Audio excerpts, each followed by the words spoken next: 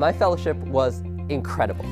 I did way more than I thought that I ever could or that I even would be able to. Seeing my stories come out in the newspaper, like the real physical newspaper, sometimes even on the front page, was unbelievable.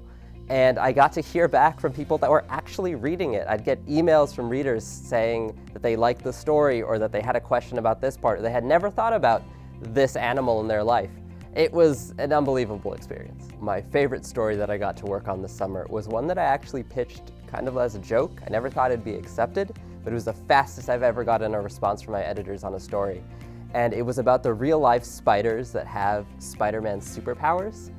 And as someone who has always identified with the character of Peter Parker, being able to have the exclusive scoop on Spider-Man just felt very, very right and very on brand. And one thing that really hit me about, how well this connected with people is that my editor's husband, who apparently never reads any science stories, actually sat down and read all 1,200 words of my story on spider physiology just because I made it about a character that he could connect to. This summer, I really learned a lot about my own personal struggles with writing. Before the internship started, I was terrified of whether or not I'd be able to finish writing a story on time.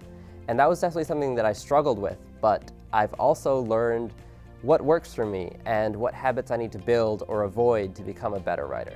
I'm a fifth-year PhD student at the University of Pittsburgh, where I study how and why animals, in my case jumping spiders, get each other's attention. Now that I'm done with my fellowship, I'm going back and finishing my PhD in animal behavior. I have one more paper to write as well as my whole dissertation, so that'll keep me pretty busy for the next year. I also have another project that I'm really excited to work on this spring. Thanks to an NSF grant, I'll be full-time at the Cincinnati Museum Center doing education research. The other mass media fellows were amazing. Throughout the whole summer, we were active on our Slack channel, sharing our experiences, venting about frustrations, and teaching each other how we could improve as writers. And their support was really a huge part of what made this summer successful for me. Having completed the fellowship, I think I actually underestimated originally how valuable it would be.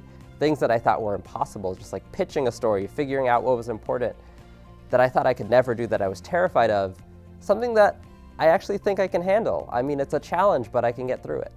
I actually already have plans to keep doing more science writing. I'm finishing up a story that I started this last week as a freelancer for The Inquirer.